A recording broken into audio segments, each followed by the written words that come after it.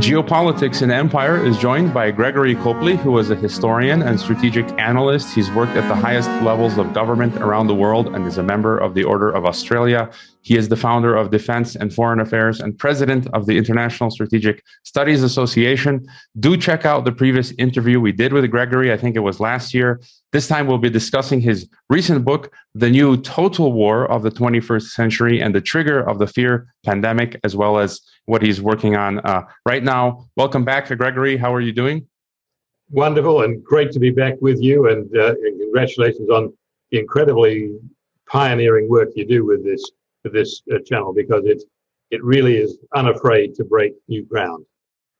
And well, yeah, that gets us into trouble. So we've been having trouble with censorship from all kinds of platforms. So I guess I'm doing the right job, a good job. So let's get right into it then. You know, your book and analysis is extremely serious, and you know, I love reading your material because it's very dense. There's so much in it, and when I sit down to read your stuff, you know, I take longer. I read it at a slower pace because there's just so much there. And you point out the very grave situation we find ourselves in, that of a world experiencing peak population growth, wealth, what seems to be the end of the growth model that we've been experiencing for centuries. And as this is going on, there's a total war now between the great powers, mainly US, China, to see who will set the agenda for the new model to come and maintain or achieve hegemony. And then let's get the pandemic question out of the way. You know, you call it primarily a fear pandemic. I personally do not qualify COVID-19 as a pandemic by definition, as from what I've seen and the guests that I've had on, the mortality rate seems to be more or less the same as we've had in previous years. And so you call COVID-19, quote, a crisis which was there to be wielded or taken up as the first example of a truly strategic information dominance weapon capable of determining outcomes on a global scale, end quote. So, you know, is COVID-19 itself primarily smoke and mirrors and a symbol and catalyst for this new total war? Well, yes, it was a weaponizable event, and the degree to which it was contrived as that, or whether People's Republic of China and a number of political parties around the world took advantage of it, is questionable. Whether they, if you like, jumped on the bandwagon of it. But the fact that the title of the book is called The New Total War of the 21st Century and the Trigger of the Fear Pandemic. It's a fear pandemic. It's not a medical pandemic, as you rightly pointed out. In fact, it's statistically unimportant historically. It's not going to create a massive bulge in demographic statistics historically. However, we were already at a point where we were at the end of our global population growth cycle, and that cycle, having ended, was about to lead us to a significant era of population decline globally, but one which would be an erratic decline. It wouldn't be an even decline in populations around the world. India and Africa are still experiencing population growth and will likely continue to experience population growth at least for the next decade. But the population growth rates in both India and Africa are declining dramatically. So we'll soon reach apogee in population growth, even in Africa and India, largely because of the impacts of wealth and urbanization. These are really critical factors in determining how rapidly populations replace themselves or fail to replace themselves. Urbanization has always been synonymous to some degree with a transformation of wealth, either increasing it or just transforming the way in which wealth is deployed. But urban populations always have lower reproduction rates than rural populations. So that's impacting Africa dramatically at this stage. So the great fears, if you like, of massive and unsustainable population increases in Africa are not going to be there. Yes, there's going to be a period over the next decade when the populations of Africa are going to be in turmoil, largely because of negative economic trends and urbanization and the like. But that's to be expected. what we're in right now, it's not just a global demographic transformation, it's the end of a great cycle of growth, not in all areas, in terms of the expansion or consolidation of empires, in the expansion of wealth, in the expansion of human intellectual progress, including technology and the like, but also we're coming to the end of a period of that consolidation. We've spent the last 70 years in global terms in a defensive environment where the great powers have been reluctant to engage each other in normal, formal, say uniform military confrontation. Part of that was the fear of escalation into nuclear conflict. That fear is now more or less past. The nuclear weapons are more or less past. They've gone back to being theatre or tactical weapons by and large. So it's not the fear of, if you like, of a global conflagration militarily. It's because military confrontations are inherently very difficult to win. So what we saw was post-World War II, 7 decades of consolidation of defensive thinking, status quo thinking. We saw militaries being essentially uncreative in their deployments and their operations. Governments have tended to fight wars through proxies, through terrorism, through political means and the like, to maintain the status quo and to incrementally move forward. What we're seeing now is the end of that cycle, because as we see the collapse of the growth model, we see the collapse of some superpowers for either valid mismanagement reasons or because of historical cycles of exhaustion.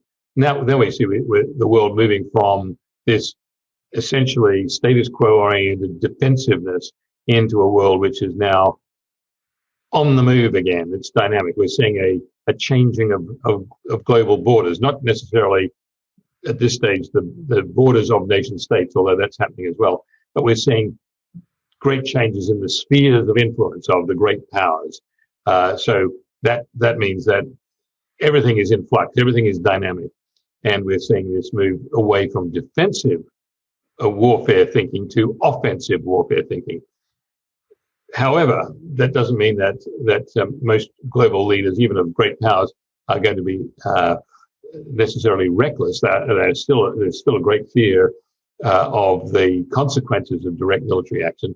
So we're seeing this move towards an aggressive, dynamic, offensive operation into one which is conducted through a new form of total war. Now we saw total wars throughout history. They weren't really called total wars, but they often tended to be, because in early days it was one society pitched for its entire survival against another society, and on a small scale we saw that happening time and again. But then we saw a great period where warfare was a matter of monarchs fighting each other with small armies, professional or mercenary or conscript armies, but it didn't affect populations dramatically as much. Then we started to move with Napoleon into periods of total war. Napoleon never called it total war because he didn't need to.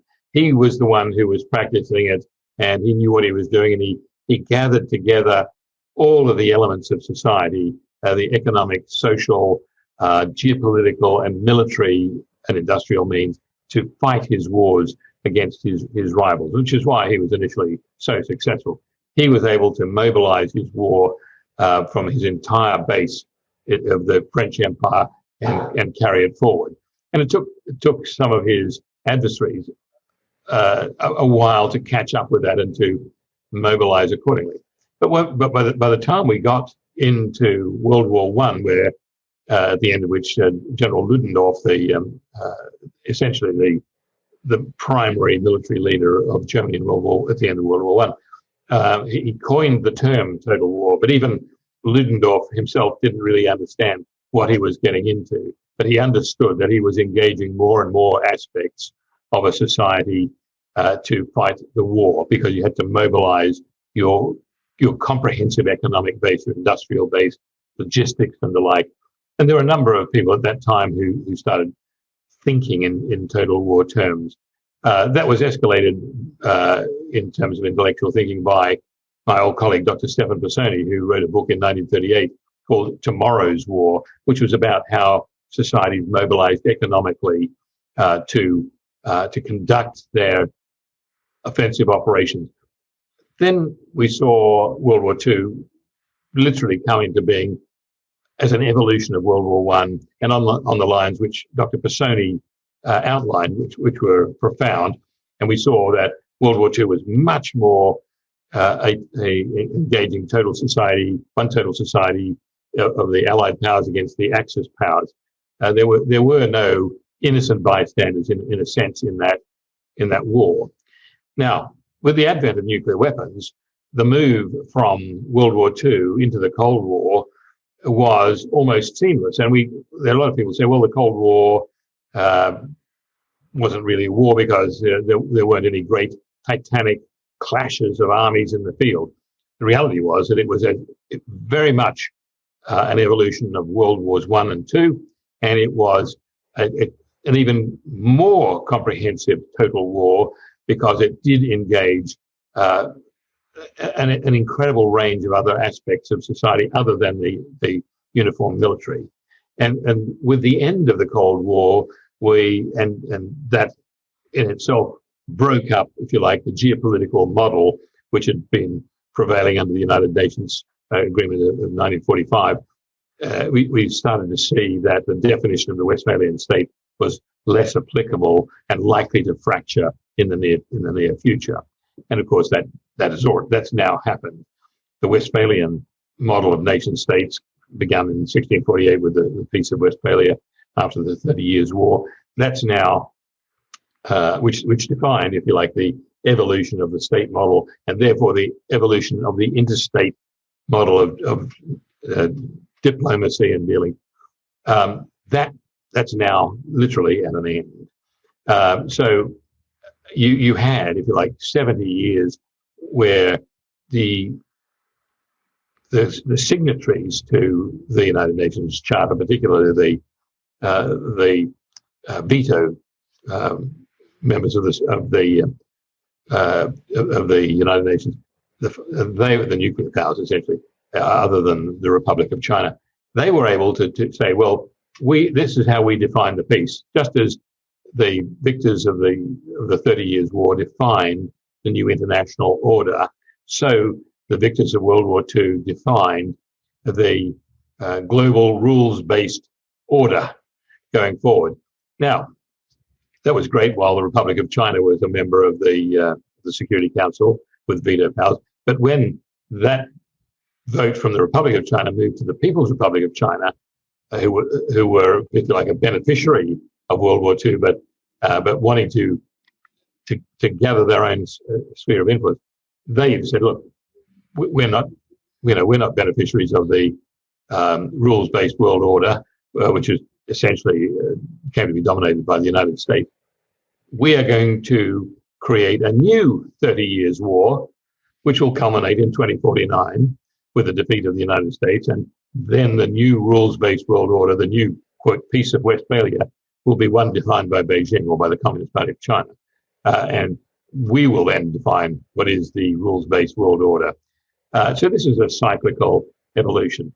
And we have to bear in mind that literally everything in history is cyclical. We see the growth and end of political and economic models having a lifespan. As Glubb Pasha, the British general, said, empires and civilizations generally have a lifespan on average of about 250 years. Some longer, some shorter. Some are able to reconfigure, get a heart transplant, and relaunch the empire, if you like. And so we see right now that the West, the United States in particular, is at a break point. It either has to reinvent itself or recognize that its era is over and that it will inevitably begin to decline because of all of the factors which caused it to grow and become dominant. societies, like human individuals, of course, have predictable lifespans, which start with birth, the acquisition of confidence, knowledge, and vigor, and they'll move into capability, aggressiveness, and then gradually through the accretion of wealth and legislation will find themselves bogging down in their own wealth, if you like, and literally becoming unable to move as rapidly as societies which are not hidebound by great senses of entitlement or an overburdening of laws which make them inflexible. So that's where we are right now, literally, with the West. And that doesn't mean that this is an automatic recipe for the People's Republic of China to succeed, because, in fact, we see that the People's Republic of China, under the Communist Party of China, has itself moved in ways which make it sclerotic, make it unable to trust its own populace, which has some demographic problems of its own. But it can't. There's no cohesion between the PRC population and the Communist Party of China. Therefore, we're going to see difficulties in the PRC itself being able to survive as a great power and resurgent power. So you've got all of these factors where we're seeing natural decline automatically beginning to hit. And this began long before 2020, by the way. We could see literally at the end of the Cold War in 1990, we could see that borders were going to have to change. Power centers were going to have to change, simply because people were becoming complacent and not defending borders, or they were becoming, the borders were becoming vitiated and powers becoming weakened by complacency or by inefficiency, which we saw even over the last 5 or so years before the 2020 hiccup point.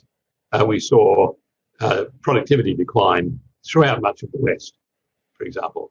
We also saw productivity decline in People's Republic of China.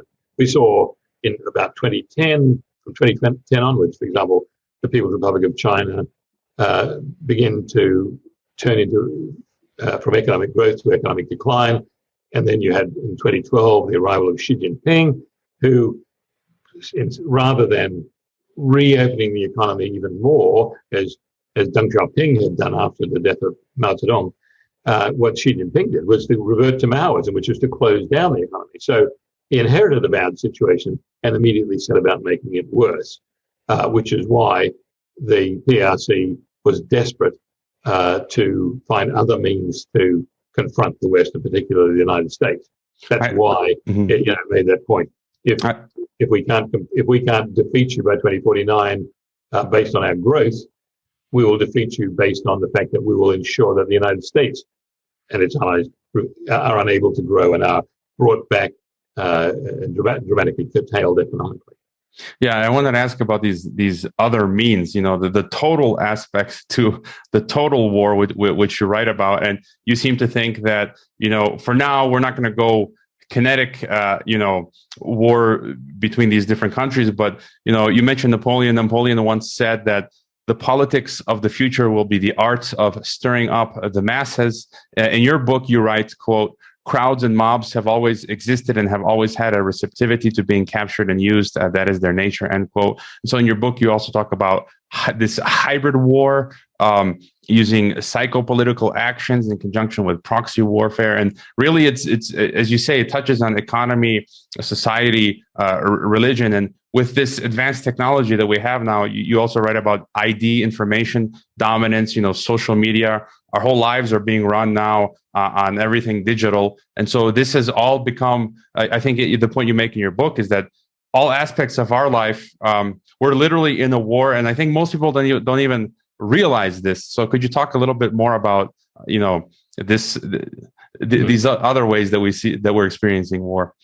Well, as we saw during the Cold War, most people didn't understand that they were at war simply because people weren't getting drafted into uniform and being killed on the battlefield. And we weren't getting these great battlefield reports. Yes, we were hearing about some foreigners being killed who were, allies of the United States, whether it was in El Salvador or in the Middle East somewhere. But the reality was that people in Western countries didn't think that the war affected them. It occasionally got out of hand when we saw the Russian population getting concerned about the Soviet involvement in Afghanistan, and that did have a political impact at the end of cycle of viability of the Soviet Union. But the reality was we didn't think the Cold War was a war, and it really was. Just the same way today, we don't understand that we are engaged in a new total war, which was even more pervasive than the Cold War of the 20th century. The new total war is even more amorphous and more total than was the Cold War, because it now engages directly down into the lowest echelons of society, or the widest echelons of society, through social media, through electronic media, through manipulation of imagery. And what was interesting was that if you were the Communist Party of China, and you saw your greatest adversary, A, being the United States, and B, specifically being President Donald Trump, who was galvanizing the US to respond to Beijing, then Beijing, or the Communist Party of China, had to get rid of Donald Trump. Well, what better ally could they have than the Democratic Party of the United States, which also wanted to get rid of Donald Trump? So you saw that it was unwise, it would have been unwise for the People's Liberation Army to have been deployed in ways which were directly confrontational with the United States, because that would have triggered a fear response by Americans, whether they're Democratic Party people or Republican Party people. They would have said, oh, these are our enemy, we must unite to fight them. So basically, Beijing, or the Communist Party of China, really worked to keep military confrontation at a minimum, or at a totally obscure level, and relied heavily on psychopolitical warfare, the manipulation of US populations, the attempts to distort the elections in the United States, which they certainly did to an enormous extent. People were worried about Russian influence in the 2016 elections. It was a joke compared with what happened in 2020. This was a massive interference by the PRC in the US system, both directly and indirectly. And it behoved the opponents of President Trump in the United States to go along with that, because they saw that if they could get rid of Donald Trump, then they could build a world in which they could, if you like, treat with Beijing, bring tensions down, avoid the confrontations which President Trump was triggering, and they could literally calm things down. Well, what this did, of course, was gave an enormous breathing space to the Communist Party of China, which was facing imminent ruin as under President Trump's confrontation. So they bought themselves some breathing space. That doesn't mean that Beijing now feels that it can deal as an ally with President Biden or the future administration as it evolves here in Washington. But they know they've bought that breathing space. They have to then do something about it. The question is, will that breathing space, in fact, buy the survival of the Communist Party of China? Because they've actually made their lives even worse by making the PRC economy less and less palatable to foreign investment. The Belt and Road Initiative has run out of cash, so the attempt by Xi Jinping in particular to build a global supply chain independent of the West, that's now disappeared. The PRC does not have control, for example, even of Central Asia, to get the new Silk Roads going across through to Europe and to the Middle East and Africa. It's a very tenuous supply arrangement that both for imports and exports that Beijing has maintained. Whereas Japan, Russia, and so on have built new trans-Eurasian supply links which are independent of the People's Republic of China.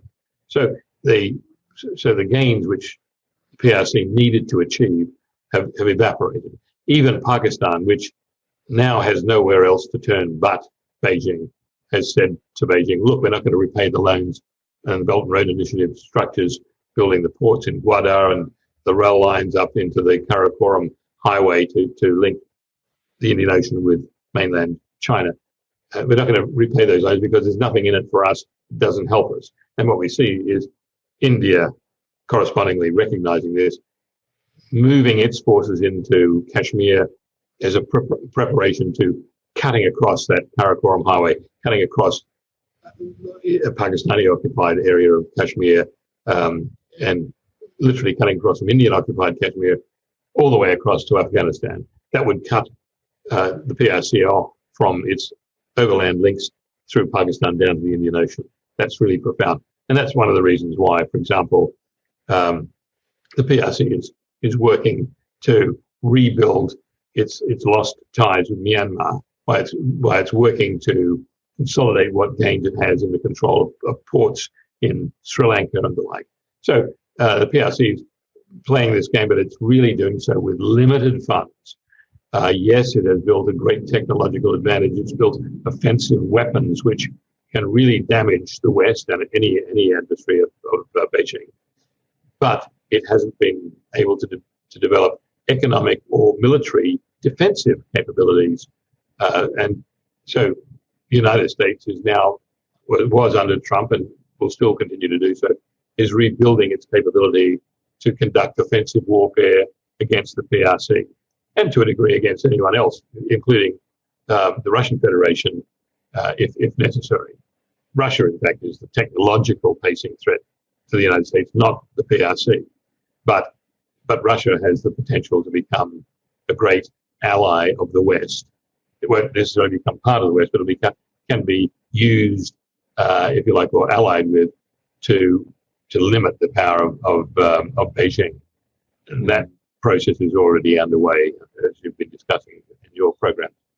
Yeah, I've noticed, as you mentioned, I put together every week a long list of news, which I think kind of, for me, is like the most important stuff, where you get a picture of the world. And I subscribe to a lot of newsletters.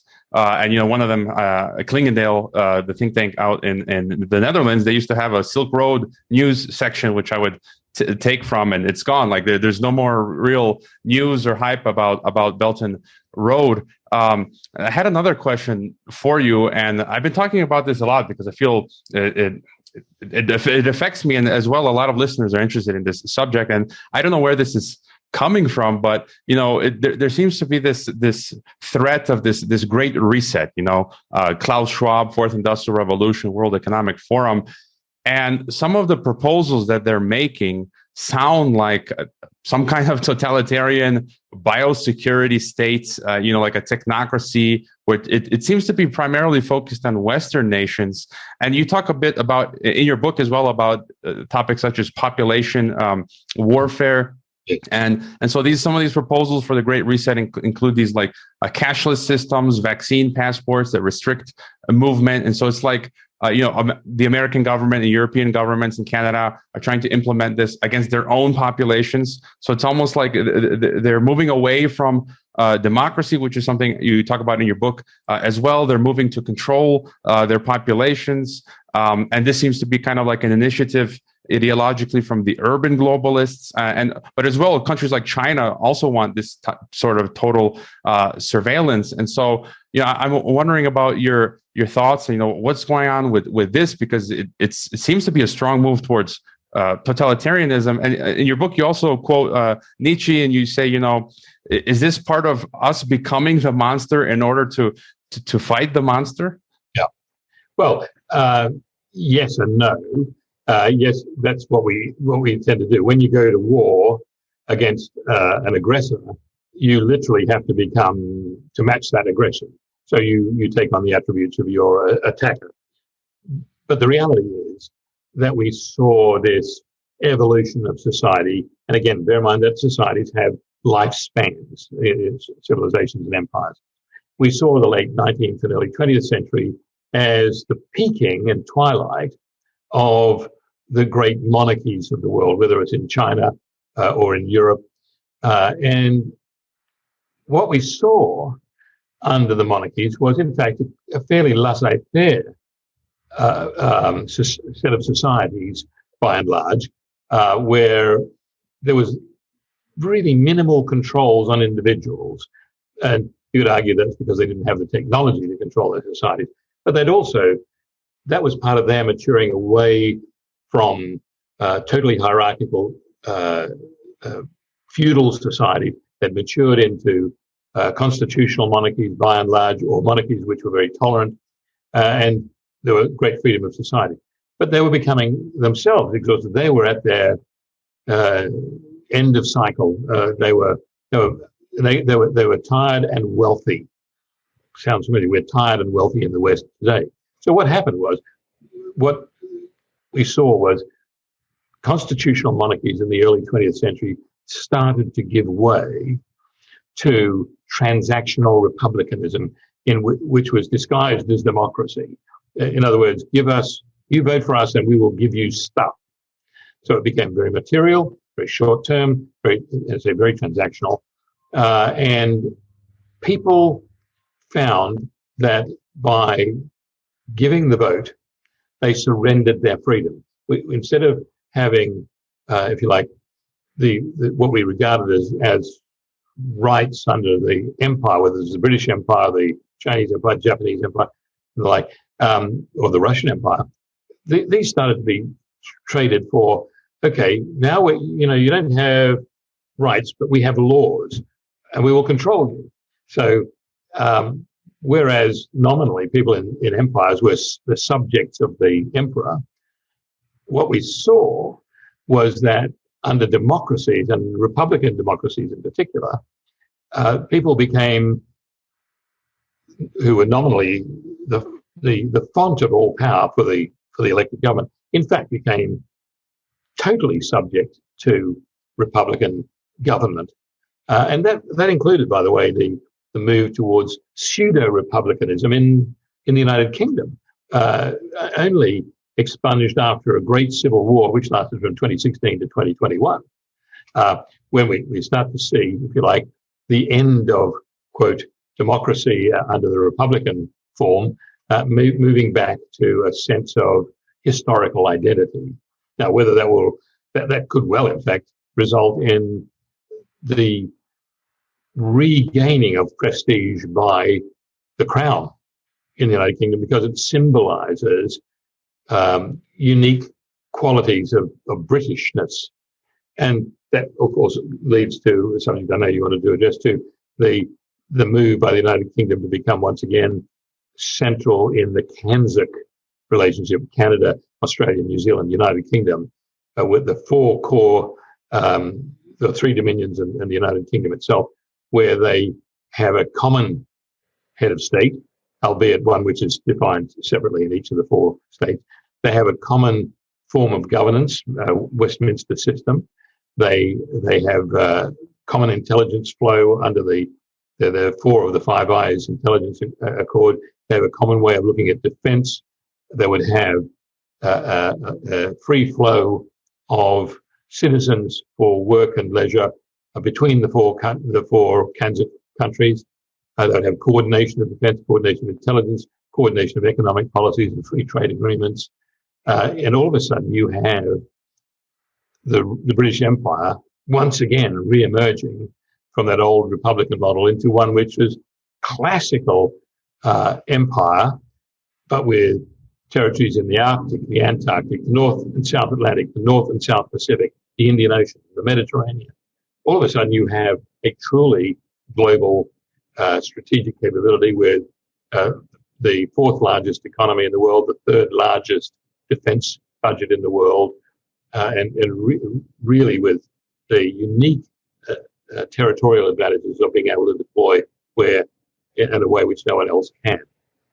So these are, if you like, evidence of the great resets which we started to see emerging after the Cold War, but which have all hit, if you like, a peak transition with 2020. 2020 in itself was only significant in that it woke up everybody as a pivotal period. Yes, it damaged economies enormously, as we'll start to see as the 2020 GDP figures come out. Not that GDP is necessarily a very good measure of economic performance, but it's the only one we've got in many respects. So we start to see this transform. At the same time, we start to see a decline the United States, which may not be reversible in the near term, because there's certainly no unified state in the United States. And in fact, the polarization is becoming worse, not better. We're seeing a collapse in the People's Republic of China. Yes, we are seeing certain stability in Russia, but they have to go to the next stage if they want to galvanize themselves as a global power. And if they want to become a global power, what does that mean to the world and to them? What are they going to do with it? Are they doing it for prestige purposes or national identity purposes? Are they doing it for economic gain? And certainly there's an element of that in all of it as well. But we see the decline of the European Union. That means that as the European Union fractures, which it is already doing, we start to see revival in some of the key players, whether it's Italy or France. The interesting thing is that while France, under President Macron, has been angry at Britain over certain things for short-term tactical reasons, the reality is that France and Britain have similar worldviews and are working very closely together on strategic issues, whether it's the development of defense technologies or joint deployment of military forces into the Indo-Pacific to basically contain the People's Republic of China. We see Italy ready to leave the European Union right now, as it probably Netherlands and the like, and Poland. But the question is, where do they go? The Italians have just sent their aircraft carrier over to the United States to test out whether they can work with the US on F-35s, short takeoff and vertical landing fighters on their carrier. So we're seeing these interesting little bits of evidence that people are going back to the old way of doing business. But the People's Republic of China, which has to be offensive if it is to survive and succeed under the Communist Party, they codified this new global environment and this new way of conducting total war. And they started doing that in 1999 when you had two senior colonels in the People's Liberation Army coming up with that study called unrestricted warfare, which was badly translated in its first iteration into English, but that whole concept has been evolving dramatically since 1999 and is being used as the matrix for the conduct of war today. The Russian government recognizes that the PRC was onto something, and so the Russian government this past year gave the Russian General Staff military the power to literally conduct whole of society warfare, both defensively and offensively, under the recognition that 80% of all future conflicts in the foreseeable future were going to be non-military in nature. In other words, they were going to be information warfare, political warfare, population warfare, economic warfare, proxy insurgents, and so on. The reality is that the Russians may have done themselves a disservice by keeping that power within the general staff, because military people tend to think in terms of military style capabilities and responses. And as far as Russia is concerned, the reality is that it's probably not 80% of warfare which is military or kinetic. It's probably 95%. That doesn't diminish the role of the military. The military has to be there as an iconic deterrent force and an expression of will and capability. The question is, once you commit military forces to action, their strategic, iconic deterrent value disappears. Then they become engaged in, if you like, the human level face-to-face conflict, whether it's aircraft going in or whether it's troops on the ground. The reality is that if you're using strategic assets like a national military or nuclear weapons or carrier strike groups, you commit those to war, then they are seen for what they are, which is just one more instrument in a war which can be taken out. That's why the US really lost massive prestige when it committed carrier strike groups, B-1 bombers, B-2 bombers, and the like, to the wars in Iraq and Afghanistan. Yes, they were able to do a job, but the net result was people saying, "Oh, is that all it is? You know, the US has come and bombed us, and we're still here, so big deal." As the American song says, "Is that all there is? Well, let's keep dancing." So they're back, if you like, to square one. They lost their prestige. So now, in a post-nuclear age, the US is now trying to find ways to rebuild its global prestige. Trump was starting to do that, but that is gone by the board, and so now the US military is going to have to rebuild its capability at an obscure level. It'll build its capabilities for offensive hypersonic weapons, information dominance warfare, and those sorts of things. But these don't have the great prestige value that some of the big weapons of World War II and post-World War II had. So the process of the US rebuilding its prestige is going to be much more difficult and slow than Washington would like. And that's made worse by the fact that Washington itself is at war with itself. Mm-hmm. The United States, like People's Republic of China, finds that its greatest enemy is itself. Mm-hmm. And if you like, the great successes in the coming decades are going to come from societies which stop fighting themselves and start unifying to expand their capabilities and influence. And maybe if we can get you to peer ahead a bit more into the future. So, I heard that you're writing a new book. It sounds like on a new age of empires. You mentioned the resurgence, perhaps, of the old British Empire. I seem to interview you every time right before you're going to publish a book. So you mentioned the old Westphalian nation-state model kind of dying, and so what will be going forward? The new format of government. It seems to be kind of like a EU type thing, like a regional, maybe regionalism or coming together in some cases, and in others splitting apart. So, and maybe we see one example as well with what Turkey is doing. If you can mention as well, Turkey, like they seem to be building a new kind of Neo-Ottoman Empire. They're all the way out, heavy influence in Kazakhstan, which makes sense because they share that same history and culture, and then out in Armenia, Azerbaijan, going in through Greece into Europe. I mean, they're all over the place. So, tell us a bit more about what's going to happen to the nation states, regional integration, and this new age of empire, and your upcoming book. Yep, I don't see that we're going to see a growth in regionalism to the extent that we'll see a new regional bloc replacing the European Union or the like. I think what we're going to go back is to core identities, and we see core identities in a number of places around the world. But the Nabatean Empire had an identity, and it just disappeared, and it's not coming back.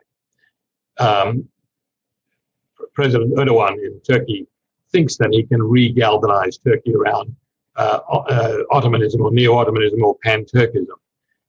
He may be able to, but like Xi Jinping, he's destroyed the economy to do so. He went precariously into overextending Turkey, and I think that they will actually implode before they reach liftoff point because of Erdogan's grandiosity. He thought he could do it by a policy of no enemies. Well, in fact, he has turned literally everybody into enemies. He certainly hasn't gained influence over Central Asia in the way that he thought, except in the case of Azerbaijan, which became dependent on them in the recent wars to resolve, if you like, the stagnant or frozen conflict around Nagorno-Karabakh and around the Armenian occupation of parts of Azerbaijan. But apart from that, yes, the Central Asian states are happy to take some money from Turkey and the like, but does that buy Ankara any allegiance from Kazakhstan, Kyrgyz Republic, or Uzbekistan, or Tajikistan, or the like? The answer to that is probably not. We saw, for example, the Uzbek government is talking about reasserting the autonomy of the 5 core Central Asian states, and certainly Uzbekistan has taken the lead in that. And Uzbekistan's latest move also includes a move away from both Russia and the People's Republic of China, and they're looking at translating, if you like, the Uzbek language, not away from expression into Cyrillic, but they're not doing it into an Arabic or Persian language structure, which Erdogan would have advocated. They're moving to a Roman script. So that's quite interesting, because the Central Asian states see Turkey as, a small part of their identity. They don't regard Turkey as being a truly Turkic nation, which is quite interesting. Whereas Turkey thinks that they're the grandfather of the Turkic peoples of Central Asia. The people of Central Asia, as you know, think of Turkey as being some half-breed stepchild of the Turkic people, because only 14% of the Turkish population is actually Turkic. So you've got this situation. So Turkey, yes, has become important as a gateway from Central Asia and the Caspian region over for energy supply over into Europe. But what the Central Asian states are attempting to do is to create their own unique capability and then drive southward through a peace in Afghanistan and then providing overland links either through Afghanistan and Pakistan to the Indian Ocean, or eventually, when things change, through Iran down to the Indian Ocean. And that would give Central Asia complete autonomy from both Russia and the People's Republic of China, and enable, if you like, a totally transformed Eurasian concept. So instead of being one linked east to west, it would be divided into striations from, the Pacific coast to the Central Asian coast to the European side. And yes, there'd be cross-fertilization, but there would be, if you like, a significant breakup in the dominance of the Eurasian landmass. Now, President Trump understood that and worked with the president of Uzbekistan to help galvanize this Central Asian alliance. That's why he went on in 18 months ago. He went on Thanksgiving Day. He went to visit the U.S. troops in Kabul a day before the Central Asian summit of the 5 presidents took place. And what Trump was trying to say was, we are going to deliver to you a fairly stable Afghanistan. We are going to create a peace process so that you can build the railway lines south from Tashkent across into Afghanistan and then over into the Pakistani rail links, or over not yet through the Iranian links. But that really was the key. So what President Trump was trying to do was something which no one in America picked up on or wrote about, but it was Trump understanding that if the Central Asian bloc becomes coherent economically and strategically, then the threat from the People's Republic of China and Russia would be lessened, and it would enable Russia to deal separately with the Central Asian bloc and not have to fear so much the People's Republic of China, because clearly Xi Jinping threatened the Russian Federation in the Far East in the past year as well. The fly in the ointment in all of this, of course, is that the Indians are likely to go somewhat crazy under Prime Minister Modi and move across to cut Pakistan off so that they would gain access to Afghanistan directly, and India would hope that the rail links would go Tashkent, Afghanistan, and then over into India and down into Indian Ocean ports. And that may happen, but right now what India is proposing would be highly destabilizing and very short term in the strategic thinking. Mm-hmm. But it's an interesting evolution. We're seeing a totally new framework of how states and empires rebuild. We're seeing that in Africa as well, and in the Middle East. In Africa, the old stricture of the Organization for African Unity, that colonial borders must remain sacrosanct. That's gone. The African Union, which has become in the last 2 years almost toothless, nonetheless says that we expect every African border to change in the coming decade or two. And that's already starting to happen. We're starting to see wars re-emerge, which are going, and by the way, coups against government, which are going to occur in Africa, which the United Nations will have zero impact on. The great powers of Europe, the United States, Russia, are not going to be able to influence or chastise any party or government or military from seizing power and changing borders. There's going to be very little will in the international community to send peacekeeping troops to stabilize the situation, to be able to effectively, if you like, browbeat someone like President Buhari of Nigeria into changing the way he does business. So what we're seeing overall, not just in Africa, but globally, is we're seeing this period where everything is in flux. The age of democracy and transactional democracy and republicanism ending. Democracy, as we knew it 50 years ago, is already gone. It's unlikely to come back in the short term. It will always come back sooner or later because democracy is a byproduct of imperial wealth. As countries become bigger and wealthier and more secure, they start to allow privileges and rights and entitlements to flow down to the population, including voting. So the democracy then arises. But it's not the democracies that create wealth, it's the wealth that creates democracy. And when the wealth starts to go, and it is now starting to go, we see a reversion to more autocratic forms of governance, or not necessarily autocratic, but iconic and galvanizing forms of governance. That's why a number of years we've said, look, the irony is that although Republican societies have said, well, the age of kings is gone, the age of emperors is gone, the reality is that it's actually coming back again, and it will have its day in the sun again. And then as the world rebuilds and restabilizes and gets wealthier again, then, of course, things will relax again, democracies will re-emerge. This has been going on for as long as there's been recorded human history. I think that's a great place to end it, as we've just about run out of time. I think that there's some optimism there. So I'll put all of your links in the description. Where would be the best place for people to follow your work? Well, www.strategicstudies.org, and the International Strategic Studies Association has a page on LinkedIn, for example, where people can see some of our reports.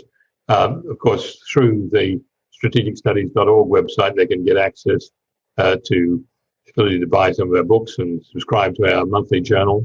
We also do run a thing called the Global Information System, which is only for governments, subscriptions around the world, and that's got about 200 field collectors worldwide gathering data, as they've been doing with us for about 50 years, into a central source where it's analyzed. And we start looking at national trends on 287 countries and territories worldwide, and we also then do regional and global trend analysis to hopefully enable government leaders to make more long-reaching policy decisions.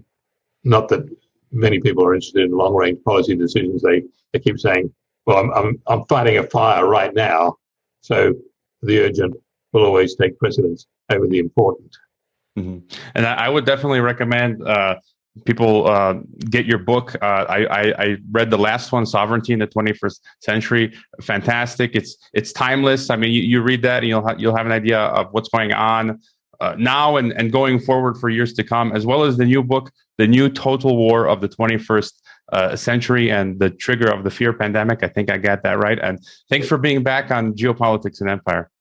Wonderful to be with you. Thank you very much for the opportunity.